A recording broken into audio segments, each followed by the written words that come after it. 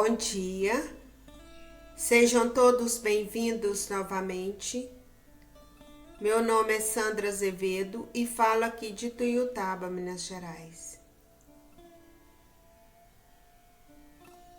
Vamos trazendo a nossa atenção para esse momento, colocando a atenção em nossa respiração.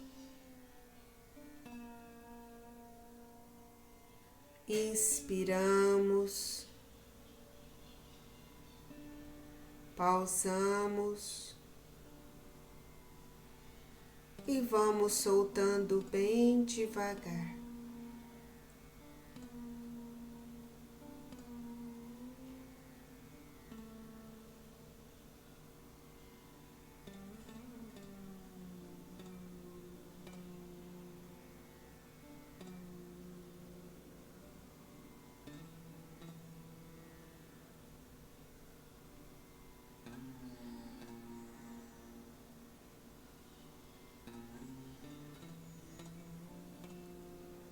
E agora juntos, vamos elevar nossa Kundalini e dar os bandas.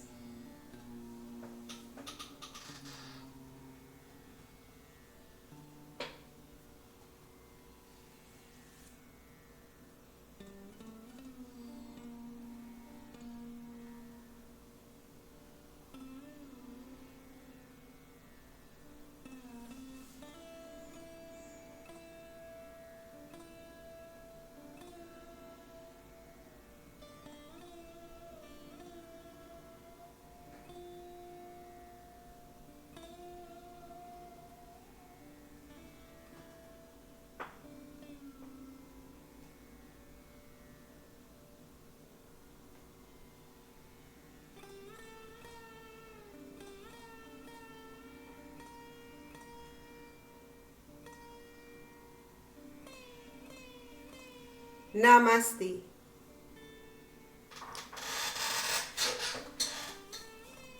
As duas mãos em direção à Mãe Terra. E aqui nós pedimos: amada Mãe Terra, por favor, esteja presente durante essa meditação. E, por favor, permita-me sentir as vibrações e a perceber que eu sou parte integrante do todo. Mantra Shri Adi Bomi Devi. Om Tuameva Sakshat Shri Adi Bomi Devi Sakshat Shri Adi Shakti Mataji Shri Nirmala Deve Namo Namaha.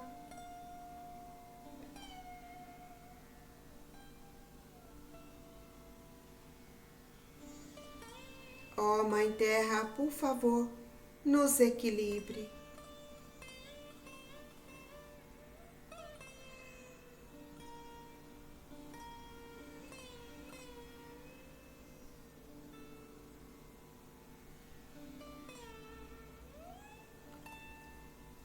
Nossa mão esquerda vem em direção a Shri Mataji e a nossa atenção vai ao nosso Muladhara. Shri Ganesha, nós o convidamos a estar presente em nossa meditação. E, por favor, elimine qualquer obstáculo que possa impedir encontrar a consciência sem pensamentos.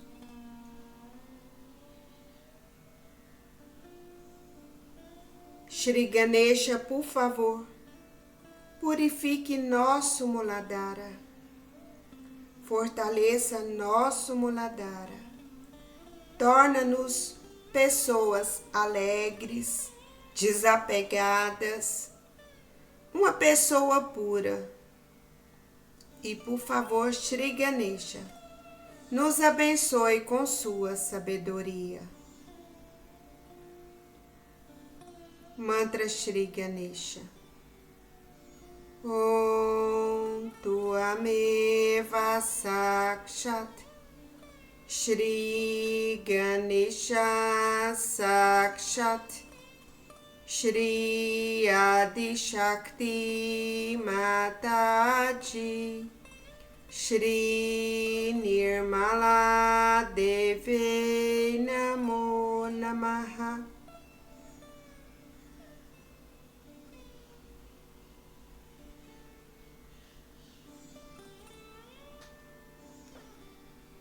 Movemos nossa atenção para o canal esquerdo,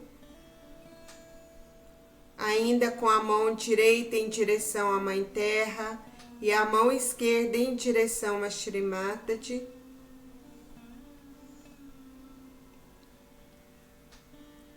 Mãe, por favor, purifica o meu canal esquerdo e, por favor, elimina tudo que me ataca, me perturba desde o meu passado. Por favor, absorva tudo que impede o meu desejo puro de manifestar.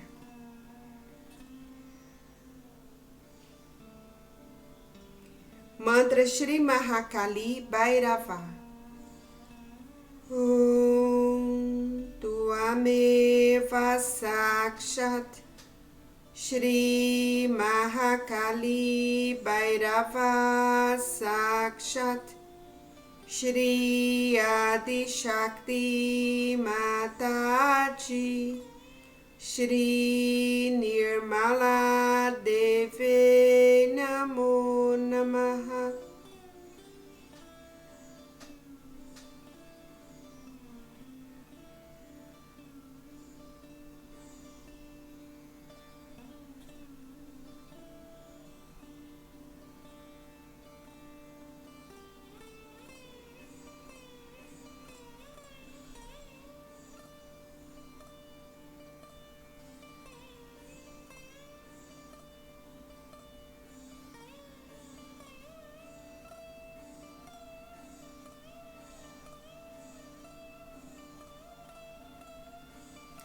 Movemos nossa mão direita em direção a Shri Mataji, nossa mão esquerda na altura do ombro, virado para trás, e a atenção em nosso canal direito. Mãe, por favor, venha ao meu canal direito. Equilibre o meu canal direito. E, por favor, elimina o calor, toda a agressividade, todos os excessos de pensamentos, todo o hábito de planejar demais.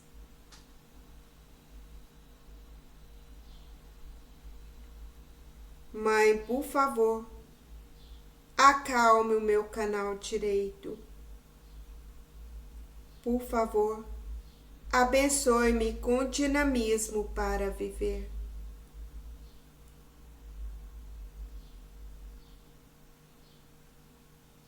Mantra Shri Mahasarasvati Hanumana. Om Tuameva Sakshat Shri Mahasarasvati Hanumana Sakshat Shri Adi Shakti Mataji Shri Nirmala Deve Namo Namaha.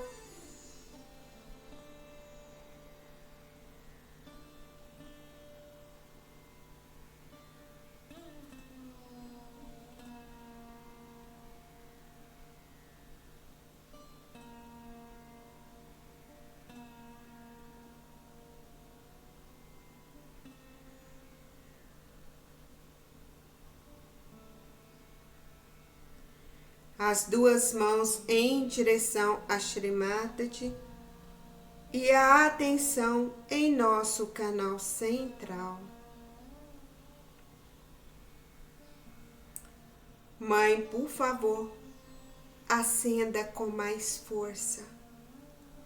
Leva minha atenção além da minha mente, além dos meus pensamentos. Com a nossa mão direita, vamos subir a nossa Kundalini pelo canal central até o Sahasrara, cantando o mantra Shri Mahalakshmi Ganesha.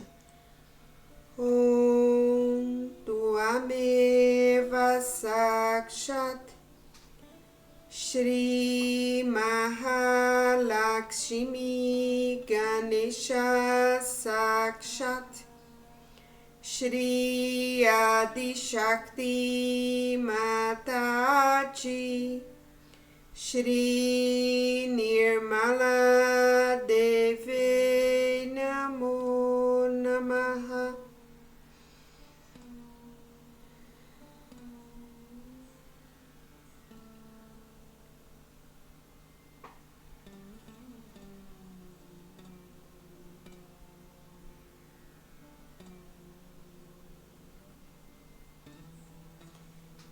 E com nosso dedo indicador da mão direita, nós vamos colocar no Hansa, entre as duas sobrancelhas, massageando esse ponto.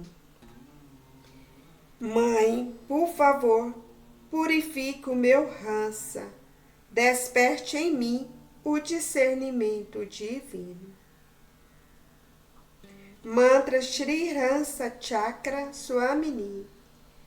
Om Tuameva Sakshat Shri Hansa Chakra Swamini Sakshat Shri Adi Shakti Mataji Shri Nirmala Deve Namo Namaha.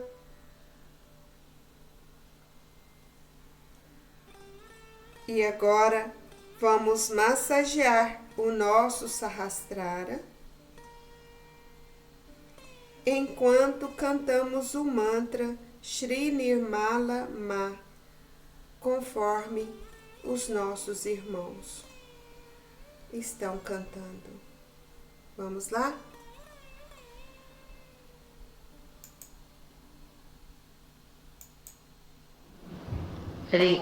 Try this one is Tameva Sakshat Shri Tameva Sakshat Shri Nirmala Devi. That's all. To establish me as Nirmala Devi is the point. Namo Namaha. Tameva Sakshat Shri Nirmala Devi. Namo Namaha. Om Tameva Sakshat Shri Nirmala Devi. Namo Namaha. Om Tameva Sakshat Shri Nirmala Devi. Namo Namaha. See, 7 times for all this. Om Tameva Sakshat Shri Nirmala Devi. Namo Namaha. Om Tameva Sakshat Shri Nirmala Devi. Namo Namaha. Om Tameva Sakshat Shri Nirmala Devi. Namo Namaha. Om Tameva Sakshat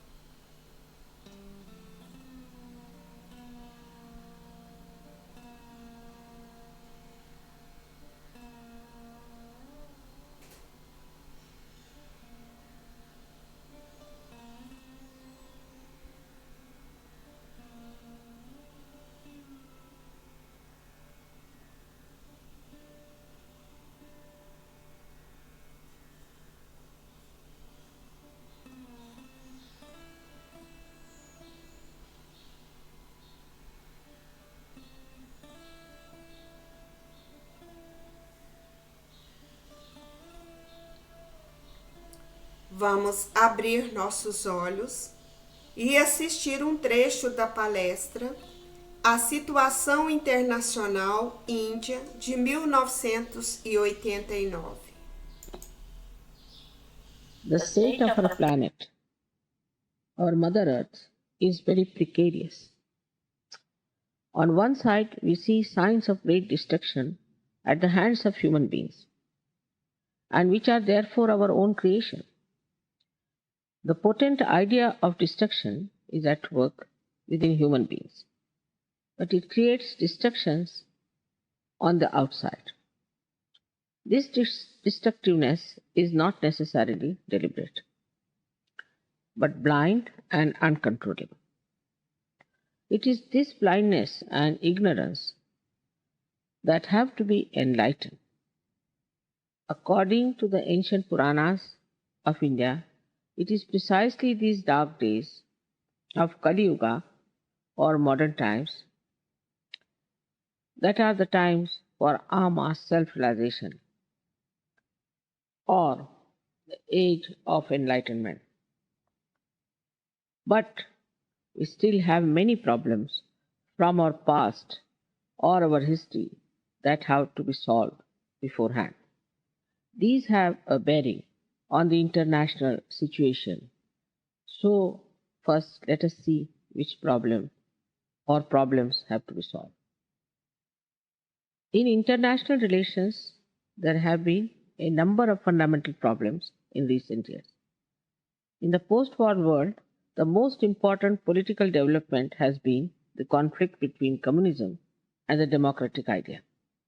There was a fundamental cleavage between these forms of political thoughts and government, and this has resulted in a lot of constant tensions between East and West. This became one of the very crucial issues of our times for the future of humanity. In recent years, however, there was a major change initiated first in China by Mr. Deng, who began to open Chinese society to new ideas. But the most important change came with the arrival of Mr. Gorbachev on the world scene. When he assumed power, he obviously made a very thorough review of the situation in his country and came to the conclusion that the old political and economic structure, in accordance with the orthodox communist doctrines, needed to be changed, and that change had to be fundamental in nature. So he gave to the world two new words, perestroika and glasnost, which encompass some very radical changes. Is this the beginning of the new age in accordance with the play of the divine? First of all, perestroika really means restructuring.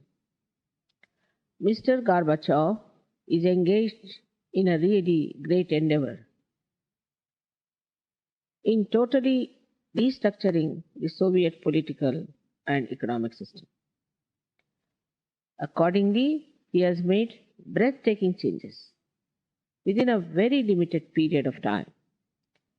He has also opened up Soviet society by using glasnost, which means openness. Now, the democratic world is getting far more news of the USSR, and the people of USSR are getting far better news about their own affairs and those of the rest of the world. Not only that, but many more people are now visiting the USSR without any difficulty. I should mention that recently about 40 Sahjogis from the West went to Russia. The invitation came out of the blue. We had a tremendous success and thousands of people came pouring in, and most of them got their self-realization. Russia is the first country which has recognized the unique capacity of Sahaja Yoga by granting official status of absolutely independent organization. Perhaps they have realized that it is only after self-realization that the inner transformation process is triggered, through which ultimately you get your enlightenment. This is our guess. But even on the spiritual level, as far as international relations are concerned, Mr. Gorbachev and his new policies have resulted in the lessening of tensions between East and West. In fact, by a very wise approach, Mr. Gorbachev has taken a number of initiatives to demonstrate that he does not believe in East-West conflict at all, but rather in East-West cooperation. Perhaps he believes that by reducing pressure from the reformed Soviet side, the aim of bringing about a better relationship between the peoples of different parts of the world could be easily achieved. By gradually creating in this way a deeper sense of security, world peace could be finally established. He has shown by his initiatives with regard to disarmament in particular that he no longer wants to take a stand on the basis of a mighty military force that has been perceived over the years as a threat to freedom in the West. He has shown remarkably his courage in the nuclear field and even in the field of conventional forces, and has continued zealous negotiations between East and West for overall disarmament. We should now appreciate how the apprehensions of the West are losing their substance. This is so obvious today in the views that have been expressed by a number of countries in the Western Alliance. For example, West Germany, who was once the bitter enemy of the Soviet Union, now feels that the changes that have taken place in Russia are not merely cosmetic, but they are fundamental changes. The conclusion is that the West should now respond in a suitable way. Although some countries have not really responded, the results are evident. Thus, East-West conflicts have now ceased to be the most fundamental point of conflict in the world. When there is a much better understanding between the two superpowers and their allies, this naturally also has an effect on thinking in the NATO alliance. Not that one can say that all the problems are solved, but it is certainly not problem number one anymore. Then what is the problem? The world must decide that it can do to ease the labor pains of the birth of a democratic Russia, and also decide how to tell the truth about the problems of the so-called free world without any egotism. This is the great challenge for the honesty and devotion to peace of the Western world. This is the moment for them to formulate a clear policy as to how to help that process, as well as diligently and wisely working out through profound introspection how to establish security and peace within their own countries and to curb the self-destructive ventures of their own people. If this policy is the right one, and this process is supported in a pragmatic and humanistic way, then very quickly these changes will be miraculously consolidated, and we will see a more humane, freer society in the communist world. I feel that the Russians need real freedom, while the West needs wise self-discipline. Thus, my vision is that these right actions and these appropriate reactions will bear their fruit of a very beautiful world of brotherhood and peace, which will be worthy of its enlightenment. Crucial and dangerous problem we must face is surely that of religious fundamentalism. And we cannot point the finger at any religion in particular. Wherever you see or look, you find that the concept of religion has strayed far from the original ideas of its founder. I have said many times before, and I say it again now, on the tree of spirituality, many beautiful flowers have appeared as seers, saints, prophets, and divine incarnations at different times. Those flowers were nourished by the same sap of divinity to manifest the fragrance of love to the whole world.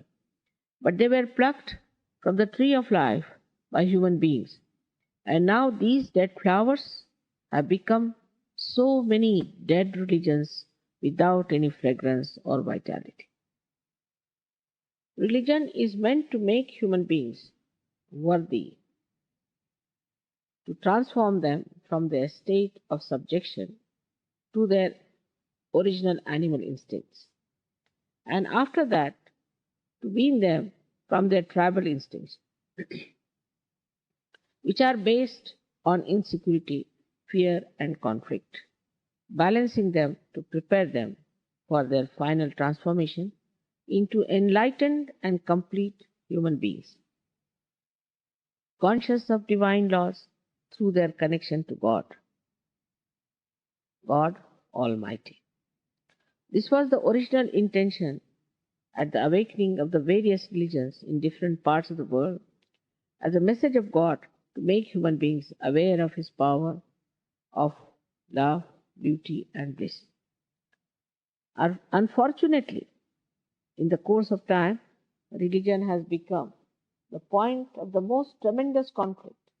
They preach love and blind faith, while they themselves have become money or power oriented, and those in the highest position of the so-called religion and religions do not themselves know God. They have no knowledge of reality. In this way, these man-made religions have twisted or rationalized the words of pure scriptures. For in their pure form, all religions are created from one universal principle: seek ye first the kingdom of heaven. That is, seek the eternal which is unlimited, and use the transitory only with a clear understanding of its limitations. But on the contrary, in practice, man-made religions are organized for the contempt and hatred of others, on the assumption that we are the chosen ones. And yet, no matter what creed they may profess, these staunch believers are capable of committing any number of sins.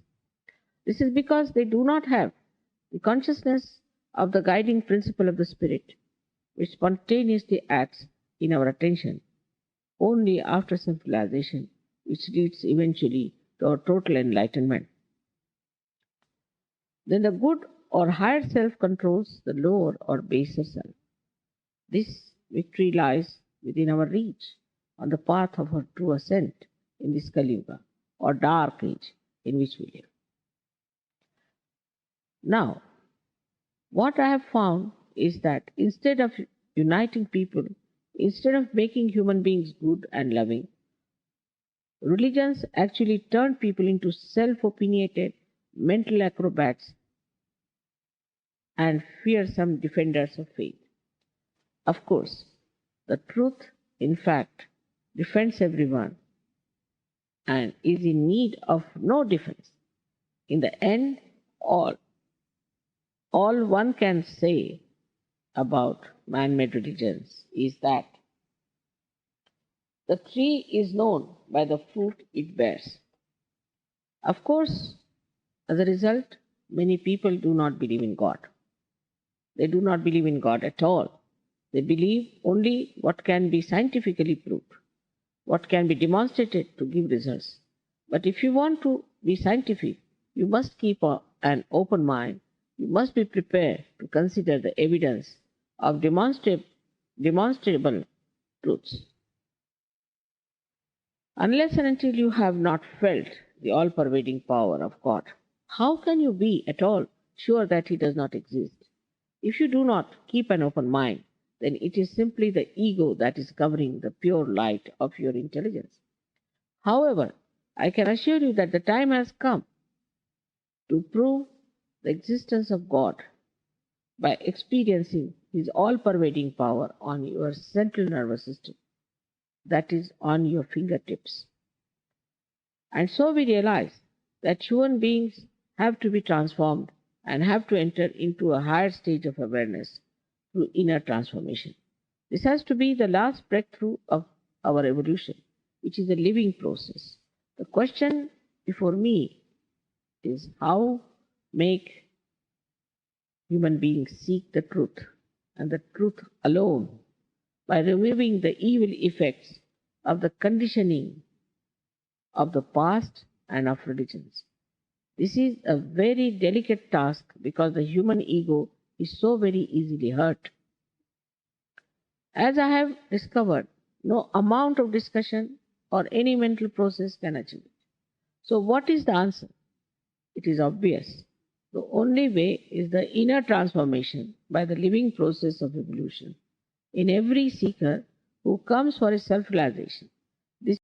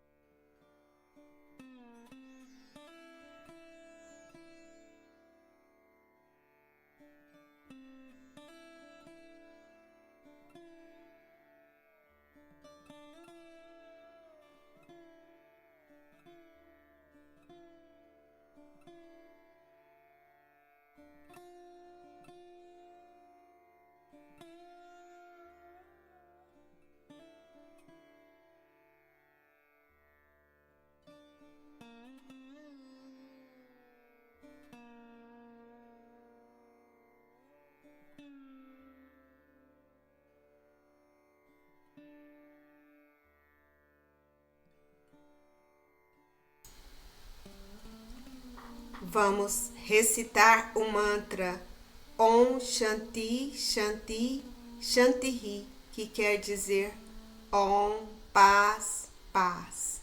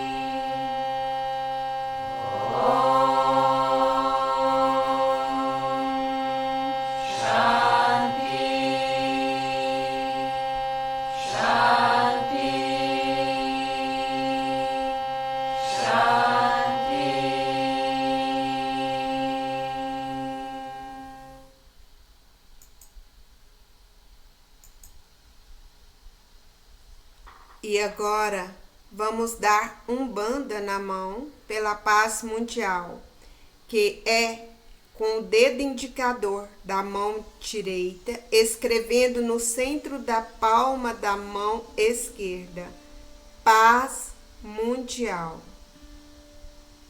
Em seguida, nós damos 7 bandas, movemos a mão em sentido horário 7 vezes.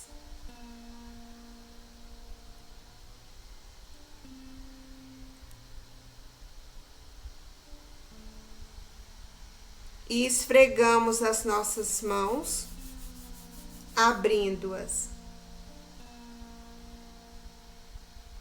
Namastê.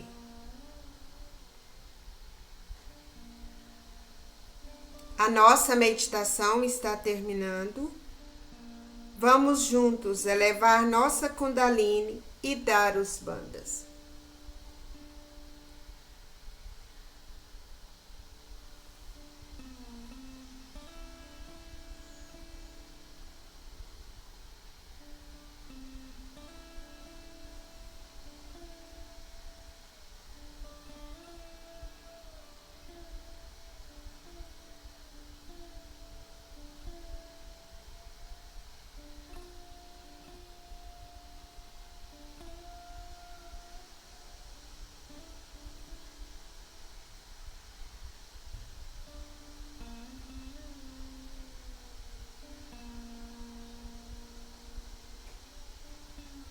Namastê.